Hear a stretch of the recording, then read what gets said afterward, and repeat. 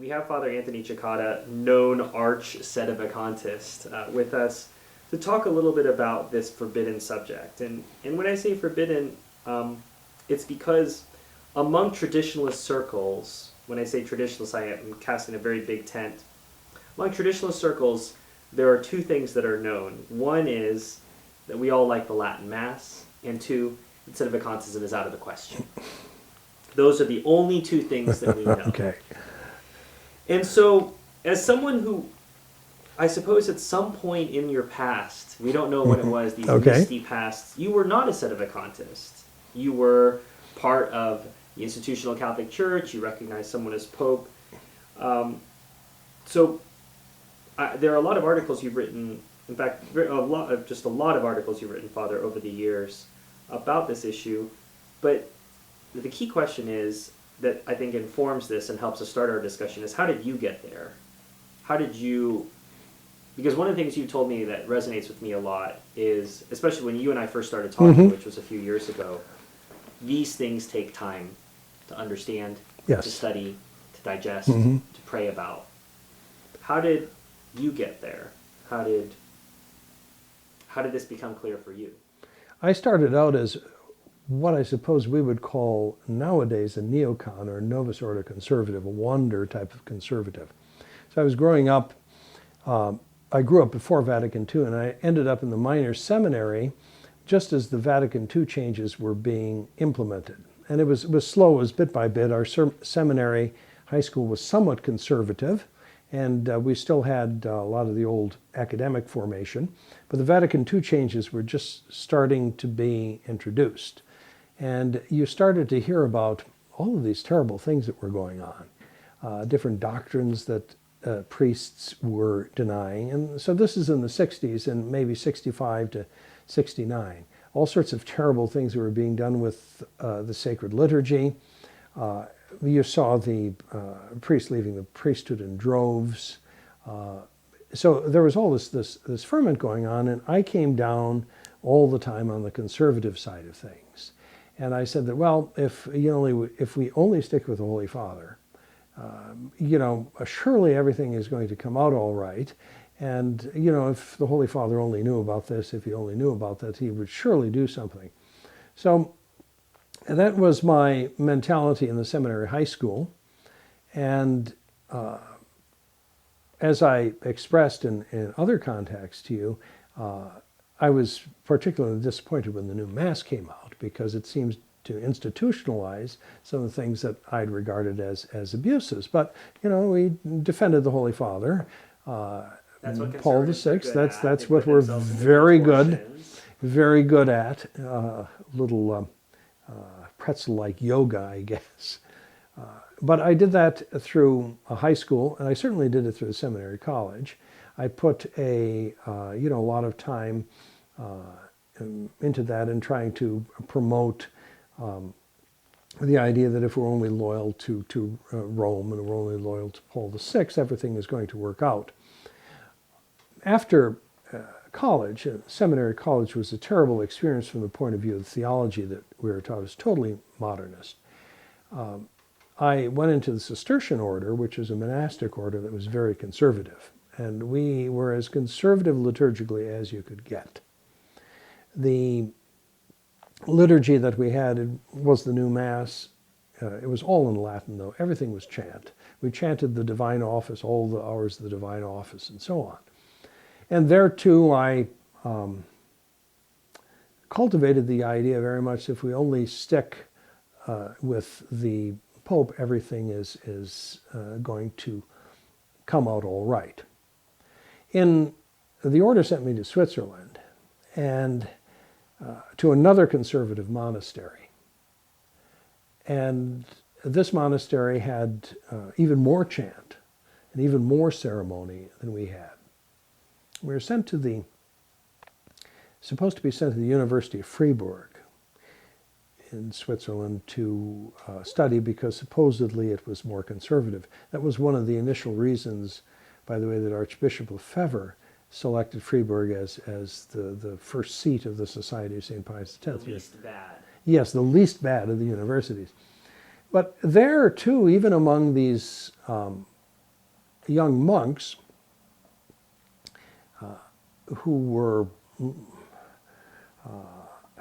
living this extremely conservative liturgical life, you still could see the influence of modernism, very much the influence of modernism. At that point, too, as well, Archbishop Lefebvre was very much in the news in France and in Switzerland. And there's a conflict between him and Paul VI. And a lot of the things that he said made a great deal of sense to me.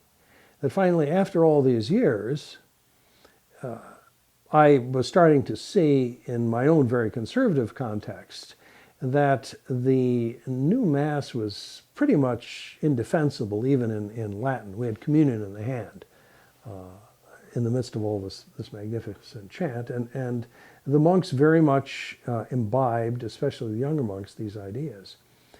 So at that point, I left the Cistercians and I went to a Côme. And I came to the conclusion very quickly there that after all I had gone through, the problem with Vatican II, with its new disciplines and worship and new theological systems, was not a question of interpretation, but in fact it was the whole shooting match. It was everything. So at that point, it was everything that I had been defending and trying to put a conservative spin on. So the question is, well, how do you figure this out? Did you have a particular tolle e lege moment where, I read something and it all clicked, or was it just a sort of gradual, because you're talking about reading some of the things that the Archbishop said. Mm-hmm. Was there something particular you read, or it just sort of gradually occurred to you, this is wrong?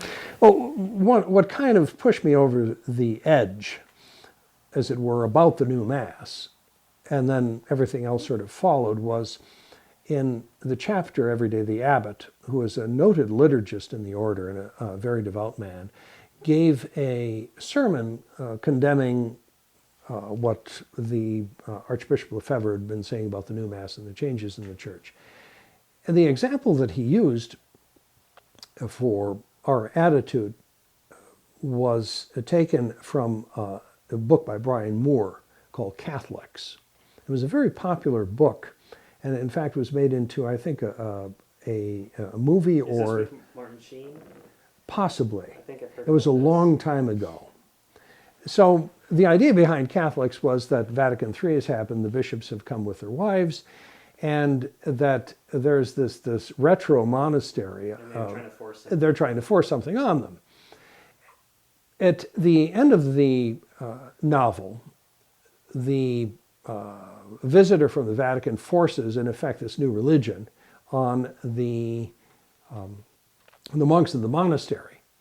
And one of the characters says something like this, that, well, even if I was told out of obedience, not to believe in God, I would still have to do that out of obedience. So Father Abbot was defending essentially this idea in the chapter.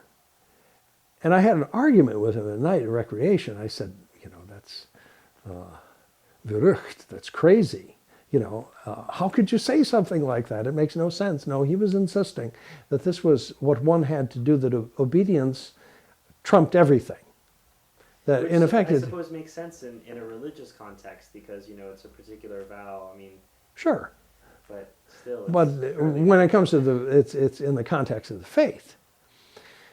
So that really, that was a tolle lege moment. That pushed me over the edge. I couldn't believe that I'd gotten to this point and that this was happening. And so, I studied the different issues at Icona, and of course the question is always authority. What about the question of the Pope?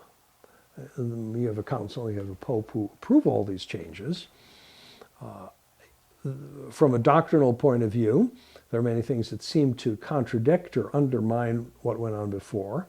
From the point of view of Catholic worship, you have this form of worship that admits of all sorts of sacrileges.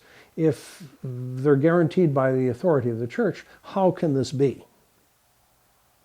And that in turn got me thinking about the question of the Pope. And is this before you're at a cone or while you're at a cone? This is shortly before I get there. Because the question is, well, we're going to a place that the Pope condemns. What do you think about it? How should you put this into context?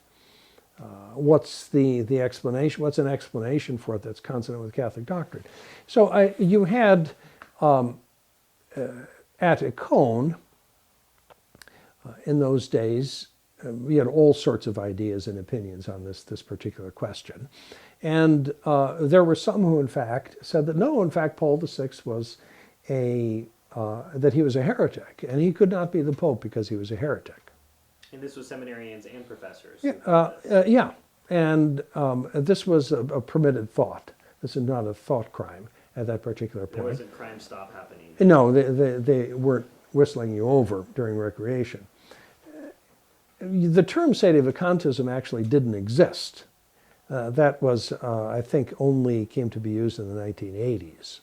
But you had people who adhered to this among the English-speaking and among the Germans. Father Schmidberger, in fact, had at one point as a seminarian. Yes, put out a pamphlet to this effect. So this was sort of ferment.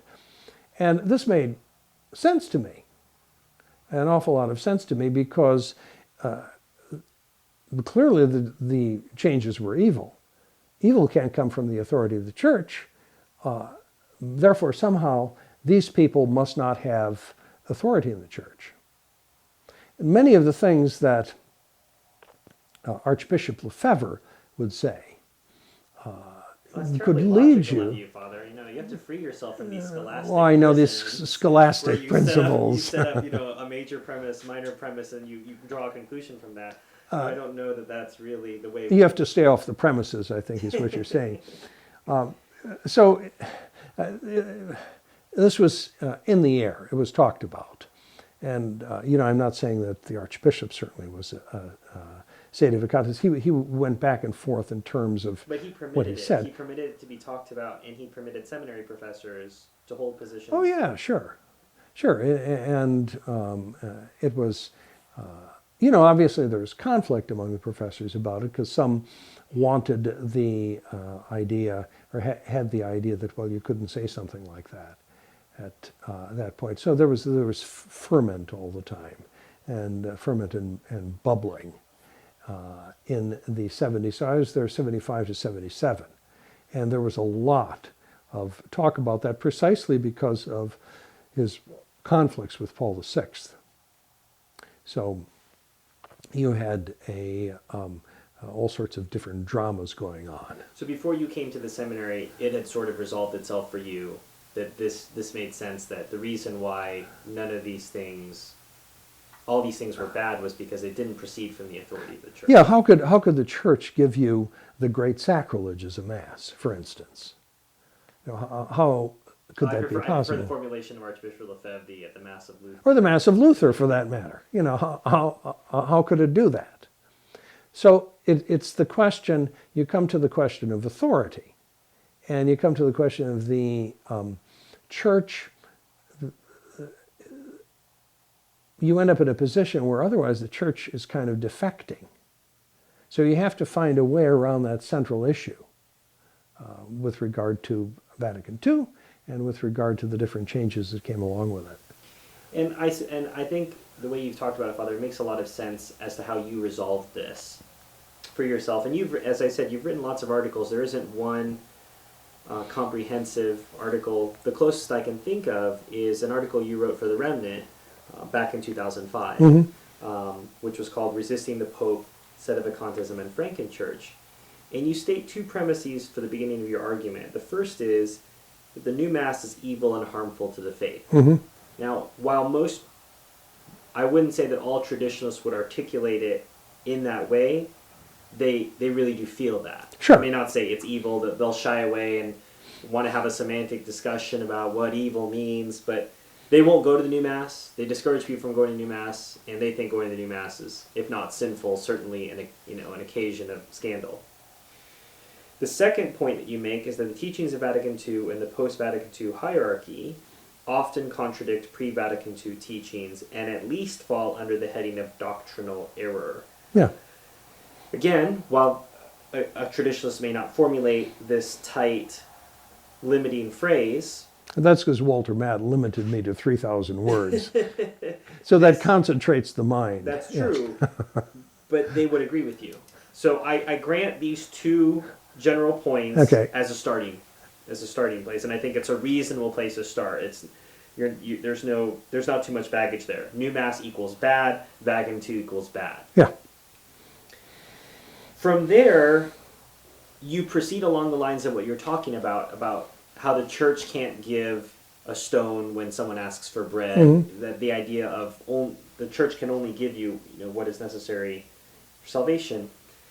I think over the years, as you've dealt with the same old reheated, microwaved leftovers of arguments, mm-hmm. people continue to pick up the same objections and treat them as if this is the causa finita est part of the arguments. Well, I mean, Vatican II is a pastoral council. Therefore, there's nothing doctrinal there, so you don't have to worry about the whole heretical thing. Mm-hmm. This is their get out of jail free card. The Peter resisting. Paul. Peter resisting. That's the. Or Paul resisting Peter. Yes. That is the quote, or Roma locuta est, causa finita est, or the prima sedes. Nemine judicator. Yeah. These are all. They've been microwaved. They've been brought out. Well, this will clearly defeat Father Cekada's arguments. So, the phrase that I find so fascinating, that I think first captured the Sedevacantism argument for me, even when I was, I shall say, resisting the idea myself. I recognized the idea, I resisted it. Your phrase, recognize and resist, and Bishop Dolan has said this before, the have your Pope and eat him too argument, I think is very attractive. Of course. I get to be a good Catholic, which is what you articulated in the conservative position. Well, let's just go with the Holy Father, and Holy Father this, and Holy Father that, and yes, Holy... Because that's bred into you as a good Catholic. It was bred into me. Sure was bred into me, yeah. So, it allows you to act that out via pictures in your vestibule, and mention in the canon, and... referring to him in conversation. He exists. Yes. But it also allows you to say, but all of these things are bad. And I think what's hard for most traditionalists to realize is recognize and resist is not a Catholic position. It's not defensible as a Catholic position. But it's the position many people have found themselves in because they haven't done enough work or thought about the implications of their position. It's easy to say the new Mass is bad because it's a visceral reaction. Sure. It's easy to say Vatican II makes no sense because you can see the contradictions side by side. But what's hard is to say, and now what? And I think recognize and resist is the necessary holding place where those of us have to stop, potentially. And I suppose was summarized in your summer before your entry, where you're trying to figure this out. And this is extended for most people, or it's Crime Stop. I'm not allowed to think about it, not only because Bishop Fillet says I'm not allowed to think about it, but because that means the gates of hell have prevailed, etc. There are all of these drastic things. Yet they're in this holding position. So recognize and resist is an attractive position. And you go through and you talk about various things explaining why recognize and resist can't work. What do you think is perhaps the most compelling argument for why recognize and resist cannot be accepted as a Catholic response or a Catholic position? Submission to the Roman Pontiff. It's necessary for salvation to be submitted to the Roman Pontiff, not just in word, but in deed as well. And that's the underlying idea because of the connection of the Roman Pontiff with the identity of the Catholic Church. Well, but they do recognize him. They mention him in the canon. They pray for him at benediction. They've got a nice picture of him. He's wearing this white cassock. I mean, they do recognize him. Yes, it's great. My favorite German Shepherd, but he's a pet German Shepherd, right? There's no actual submission to him in terms of how, let us say, one conducts one's apostolate as a priest who follows this position. You're not submitted to those who are submitted to him. And this is completely out of the way of normal things, how that is supposed to be for a Catholic. But we're allowed to resist him because that's what Peter did to Paul and everything. But the idea there, what they are in fact resisting the Roman Pontiff in, or Vatican II in, is what is in effect the universal ordinary magisterium of the Church, which they have to accept as infallible. The people in this position reject many of the teachings in the New Catechism, let us say. But a teaching that is in the Catechism is considered part of the universal ordinary magisterium. It's taught everywhere by the Pope and the bishops. So the question is, if you're in the recognize and resist camp, how do you get out of that? And well, you're just the following answer tradition. is, that's what you're doing. You're following yes, tradition. you're just following tradition, which is their fallback. But in terms of Catholic theology and an understanding of the nature of the Church, it never addresses the issue. How can the Church give you error? How can the Church give you something that contradicts what was said before? So you end up with these vague formulations of, well, we're following tradition, the Pope is like a bad father to us, who's giving us these evil commands. We take care of that, I think, in this article as well. That's you have to stop and think, but it's a fatuous analogy, because your father has dominative power over you, and he is always your father, and always continues to be your father. Whereas the Pope has jurisdiction over you, which is something completely different. He can make laws, and it is a public power that is given for the good of the Church. So you have these different false and fatuous analogies that the recognize and resist crowd engages in. And those, ultimately, when you look at them closely, really do not fly. Or, for instance, the idea of resisting commands. The Pope gives you an evil command. And that's completely different from the question of a law, which is an act of public jurisdiction. There's nothing that prevents the Pope from giving someone an evil command. I think I give the example in there of Dynamite Fatima and bring me another blonde chorus girl, Monsignor. The thing is, that's an evil command. That's not a law. So these arguments simply don't hold water. There has to be another explanation for it. Well, but who are you to judge, Father? I think that's always the next thing. Yeah, I mean, who are you? I mean, we can't. The first see is judged by nobody. Ergo, you can't judge anybody, and the Pope's the highest authority. Therefore, perhaps, let me just grant, Father, that you might be right. Yes, okay. But we're not going to know till the future. It's like how the Great Western Schism was resolved. Those people didn't know how to act. They didn't know who was the Pope. They had to wait for the future in order to find out if they were right. And so the question is, what do I have to do now, though? If a submission to the Roman Pontiff is a matter for salvation. So what do I have to do now? How do I have to act? And that, in fact, is the question. How do I reconcile this? The luxury of this? the Great Western Schism was you had three guys to pick from. Yes, at least. So you could say that, well, one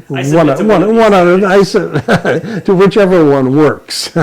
But in your situation, you would say you're submitting to nobody.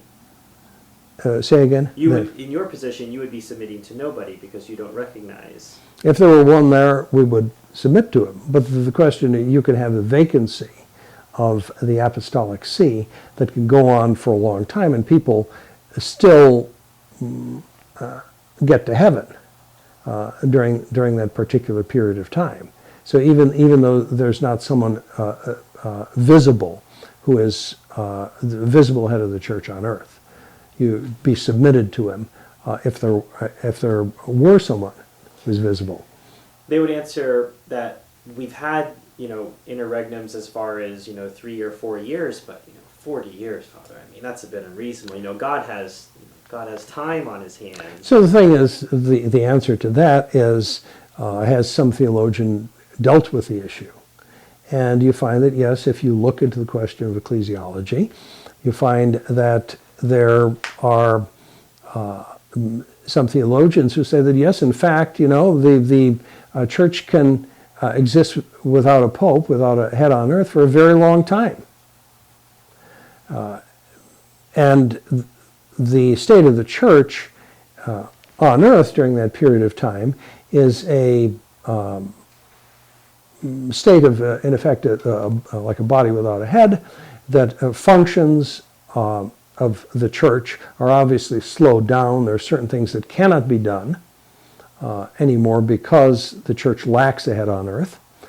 But nevertheless, the church continues to exist because her head is in heaven, even though his representative is not on earth. Do you have a particular work or citation for that? Yeah, I think it's Cajetan is one of the ones. There's one of the theologians in the back of the other pamphlet that I wrote on this question speaks about that specifically. It may be someone like de Groot, a standard heavy-duty, though, Dominican theologian writing about ecclesiology.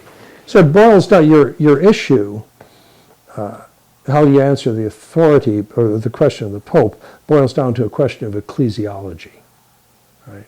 That the church can exist without Pope for a while, but the church can't give you error. The church can't give you an evil mass.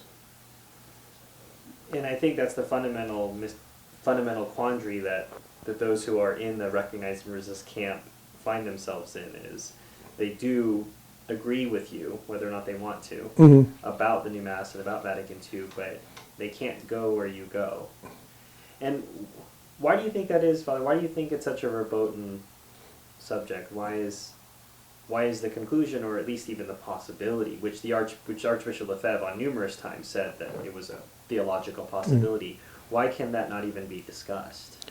Well, that's a good question, because people are terrified of the consequences, looking, as it were, over into the abyss. In the abyss. And it becomes then extremely controversial. That, for instance, if Lefebvre had said that would have, a good number of people simply would have left him. I know that when he made statements that seemed to come very close to Sedevacantism, there's a total uproar. They would have said, this is a hard saying. And this is a hard saying, and goodbye, yeah. And it's so difficult and so counterintuitive, because on the other hand, you have the whole media against you portraying, say, JP2 as the big conservative, or Benedict XVI as the big guy who is conservative, who is even more conservative and traditional. He's going to overturn Vatican II. So it goes against all of this, but it's once you make a judgment on, say, the new way of worship, and you say that it's evil, it's harmed souls, there's something theologically bad about it, and once you make the judgment upon the official teachings of Vatican II and those who interpret it as containing error, which most trads have done historically, you're also making a judgment on authority. Because when you say that, you're saying implicitly it can't come from authority. It can't come from the authority of the church, because the authority of the church can't give you that. Otherwise, the church defects and is fallible.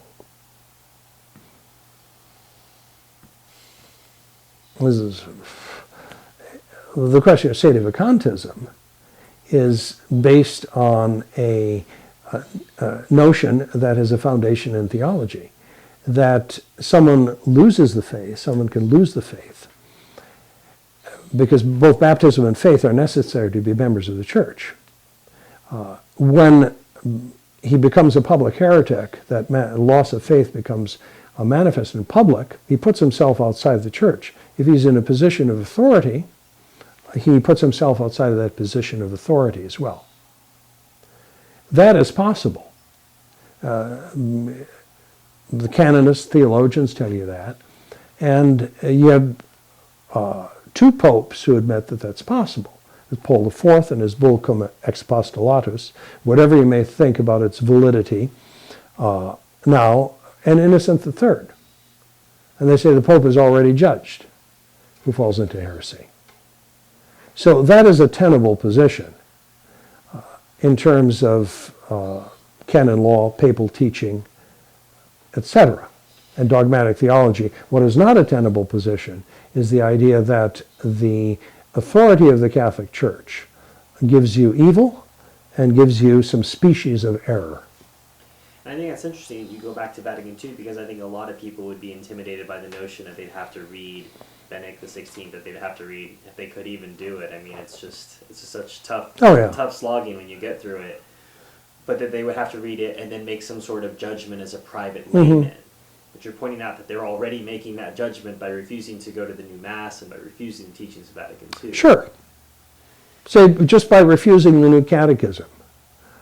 If you are in the recognize and resist camp somewhere, well, if the priest comes in and says, we're going to use the John Paul II catechism, there'd be an uproar.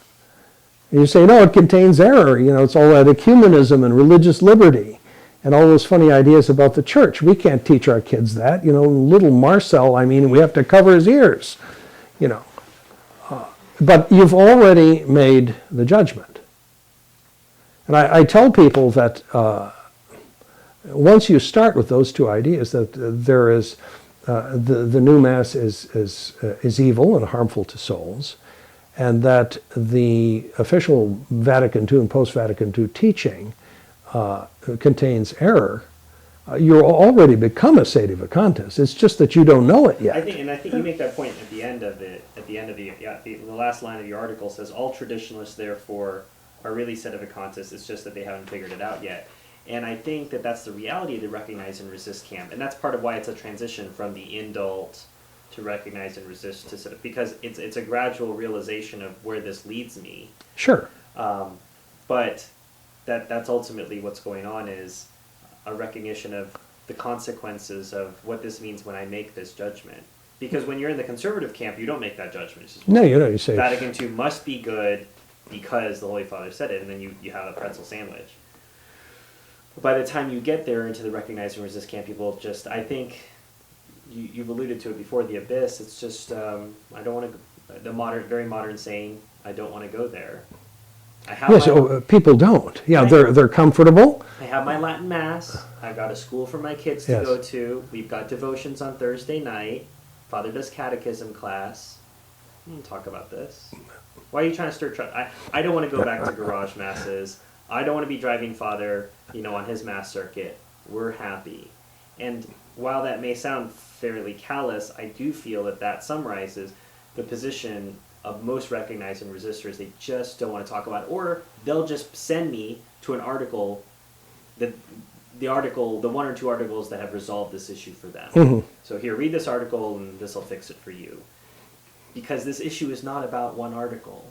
This issue is not going to be resolved by, even, as I said, I think that your Frankenchurch article is a good article. I think it's a start. Yeah. I think for those who really want, they're going to have to do the hard work, which most people aren't willing to do, which you alluded to about Cajetan, which is you're going to have to go look it up. Yes, precisely. And most people just aren't willing to do it. They want to be told, and they don't realize this is exactly what happened and how we got into this mess in the first place, is because they just did whatever Father told them. Father told them this was a transitional rite. Father told them that this was sanctioned by the Vatican. I've got mimeograph sheets that we're using for the missal, but Father said it was fine.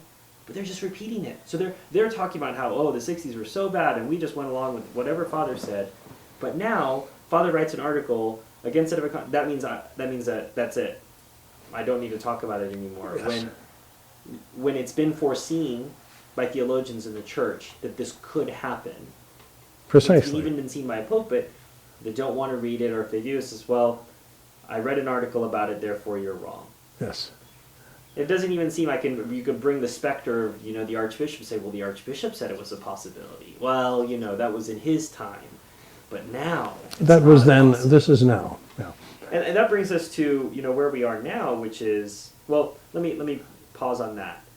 The question then is begged, Father, let's grant that you're right. Now where are we? What do we do now? Don't we have a conclave? Don't we elect a new pope? Well, we wouldn't have the authority to do that. But you have the authority to judge who's the pope. Well, how that works, though, is actually we don't, you have to understand what you mean about judge. You make an individual judgment of whether or not something is Catholic or not in the case of the new Mass. That's not the same as a legal judgment. Legal judgment where you're sitting in the position of a judge, let us say in the ecclesiastical court. You don't have, all of that stuff is based on human law. And when it comes to the question of the Pope, it's clear from the teaching of Innocent III that he says the heretical Pope is already judged. So there's no need for anything like that, some sort of a judicial procedure. Where you do run into a problem in terms of church law and conclaves and exotic stuff like that is that it is very clear in church law that you cannot fill an office unless it is clear that you have the right to fill that office, and unless there's a declaration from someone in authority that the office is vacant. We can't do that. Right? We can't start the legal mechanism up to start a conclave. Who would have that authority? Well, the thing is that, at that point, I have to say that I don't know. The theologians have taken, in the 14 and 1500s, took the question of what would happen if there's an extinction of the College of Cardinals. Well, they say that the clergy of the city of Rome would have the authority to elect a head because he would be the head of the Roman Church. So they have thought about this. They've talked about this. Well, then the next question is, what if you didn't have the... what if they all died in a plague or something.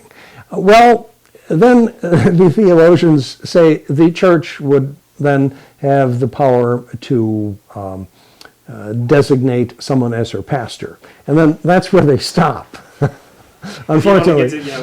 Which dog or cat in Rome. Yeah, so so I have to say that, from the point of view of procedure, I don't know. But the inability to figure out what the legal mechanism would be for attempting a pope. So for you, it's a legal issue. It's not an issue. If you did discover, you say you don't know now, but if you did discover a legal mechanism that made sense in yeah, there might be something like that. I think someone would have come up with it at this point. But you say that the fact that you can't figure out some sort of legal mechanism or you can't predict the future it doesn't mean that by default you can go back to a situation where the authority of the church exercised through the Roman pontiff can give you an evil right or contradictory teachings. So it's two separate issues. The inability to resolve the legal issue doesn't do anything. You have some saints who say that one day Pope will be designated from heaven by Saints Peter and Paul. That's one possibility people have talked about. So in addition to the General Council. So who knows? But that doesn't resolve the problem of authority the authority of the church giving you something evil. You get no contradiction. You end up in Sedevacantism.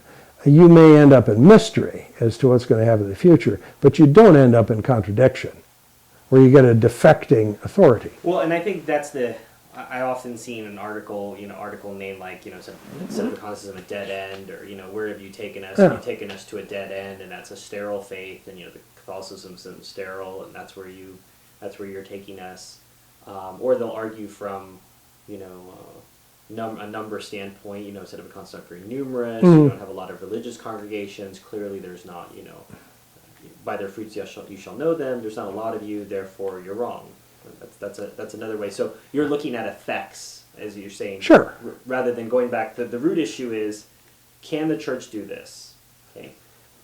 If you can answer that question, then we get to play the what if. Mm-hmm. But since you can't answer that question, you can't really bring up well, this is a dead end, or we don't know where this goes, because you haven't answered the original question, which is recognize and resist the Catholic response to the current crisis? So you're willing to concede that the end of Sedevacantism, or shall we say, the conclusion, leads you to sort of a mystery as to where we are in church history. Who knows? And this is where the Great Western Schism analogy, though, does work. The people in that situation did not have an idea about how it was going to be resolved. And that's essentially what we have. But we know that it can't be a defecting church. And I think what's fascinating about that situation as well is that the church didn't go back and define, well, this guy was pope from this time to this time. Mm-hmm. I think partly because they were just glad that the whole situation was over, but I think partly because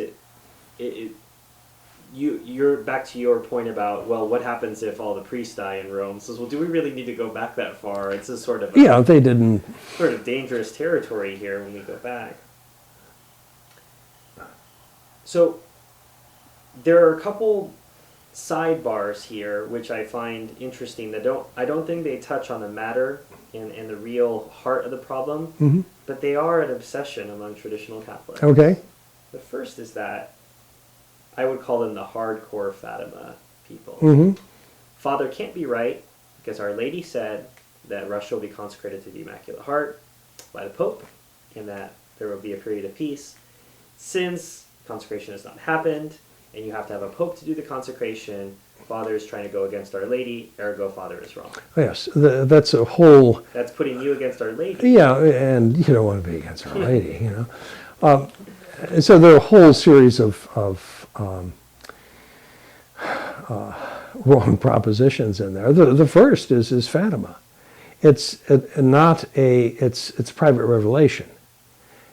And you do not have to accept private revelation, and it's not a correct correct data really for dealing with a question like this. And in fact, Archbishop Lefebvre himself said at a conference at Econ that it was a distraction. The whole Fatima issue was one big distraction away from the real battle, which is with modernism. That precisely because it is a private revelation that is subject to additional private interpretation by all sorts of different people. So it really doesn't work, from that point of view. So you have private revelation is, even as edifying as it is not really necessarily a starting point as to give you an underlying principle for some sort of theological argument. Then B, that is, you have people who are putting interpretation on top of this private revelation, in the sense that they're saying, well, it wasn't done, A, or B, it wasn't done properly, Pius XII or whoever didn't do it properly. And then from that they're going to the idea that, well, you have to have a pope to do this, therefore. So it's an argument that it's weak at every juncture. Well, that doesn't necessarily convince people like this because the primary datum is the Fatima message, and that was Archbishop Lefebvre's point. And that's why it is this sort of argument is really a distraction. Well, I suppose I want to put an asterisk or a footnote here, Father, because I would say that, would it be fair to say that you're someone who is personally edified by the message of Fatima, and you've probably given some about it? Sure. And it's but you have to understand that where it fits into the big picture of Catholic theology. You're not willing to take that, what happened at Fatima, and use it as part of a discussion about ecclesiology and the state of the church. Yeah, you can't use that as a starting point, because you're going to run into as edifying as any private revelation is. That's even especially those that are approved by the authority of the church. It doesn't work that way in terms of resolving an issue of ecclesiology. You're not going to find a theologian who says, well, if you have a private revelation of this sort, you can use it as the data that you start to reason to a conclusion about authority in the church. So it's apples and oranges. It's completely beside the point. The other is the notion of where this begins, and I think we had a conversation some years ago about, you had said the Declaration on Religious Liberty was sort of a particular point, a data point you could look at and say, well, that could possibly. Yeah, you say that it's the way I approach it is it's definitely by this point. Before that, it's a question, to discuss and argue about, but it's something definite at this point. But I think I'm drawn back to your point originally that, it doesn't matter. I don't have to judge John Paul II or Paul VI or John the 23rd, because the original disputes with Vatican II, which both John the 23rd and Paul VI participated in. So that's this. Sure, and we say that this and its official explication by these people is error. It's doctrinal error. And so you end up with error in the magisterium. And the magisterium of the church becomes inherently unreliable. And you have to protect yourself from the magisterium because it's giving you poison and it's giving you good things. And you have to go through and you have to sift it. And you have to find what's consistent. Yes, Father Schmidtberger's. And criblé, I think, was the French word that he used. And you have to sift through it. And that's actually a good description of the procedure. That, you're panning for gold here, right? And you have someone, in addition to the magisterium, who's doing gold panning for you, and or you do that yourself in the comfort of your own study. And so what is dross and is worthless is disregarded, and then you're just picking up the gold. Well, and I think that's the sort of horrifying notion to me when I started to realize what Recognize and Resist was really about. It was this Protestant notion of, I can interpret, how I feel works. Yes. As opposed to me, the logic of the canon of St. Vincent of Lerins, has this been something believed always, everywhere, by everyone? Mm-hmm. Semper ubique ab omnibus. If this is true, then that's what I can hold to. All this other stuff is at least questionable. Mm-hmm.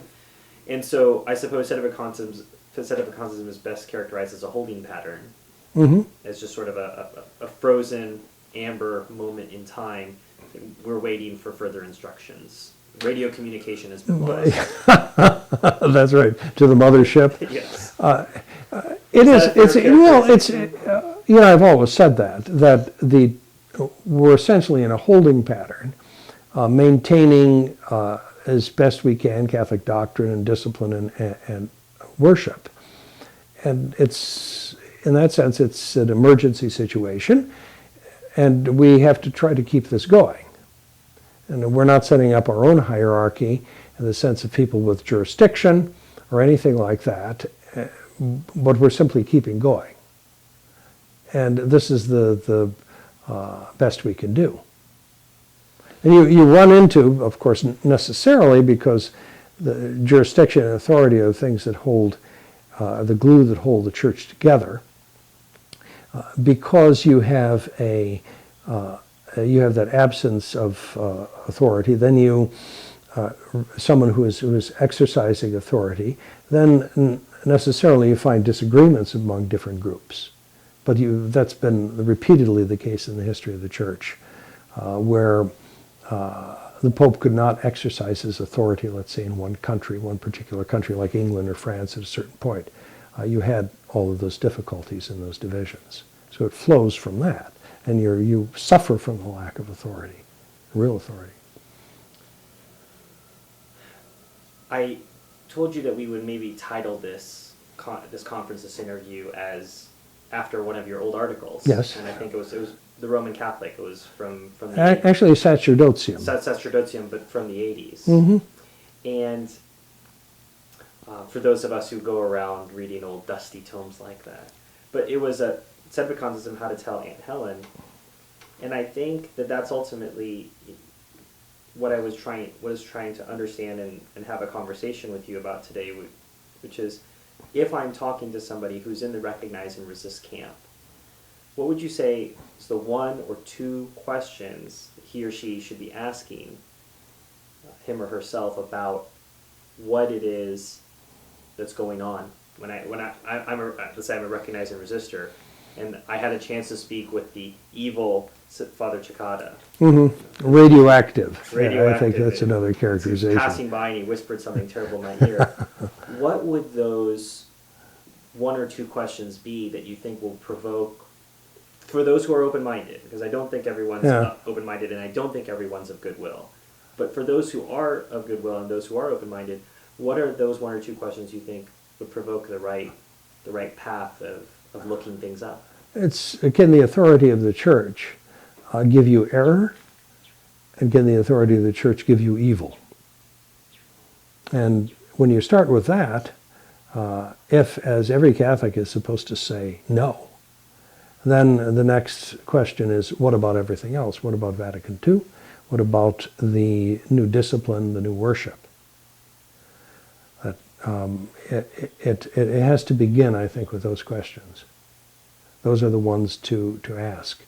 And how can I reconcile the situation in the post-Vatican II church and what I think about it as a trad, that there's error and there's evil, with the notion of the indefectibility and the infallibility of the church? And those two things go together. And the answer to that is no. You have to find a coherent explanation. If it's not, if the church herself can fail, you have to remember that men can fail. When they're men of the church in positions of authority, they lose their authority. And that is the only explanation that can be coherent in terms of Catholic theology. Well, thank you very much for your time, Father. My pleasure. Say hi to Aunt Helen for me. I sure will.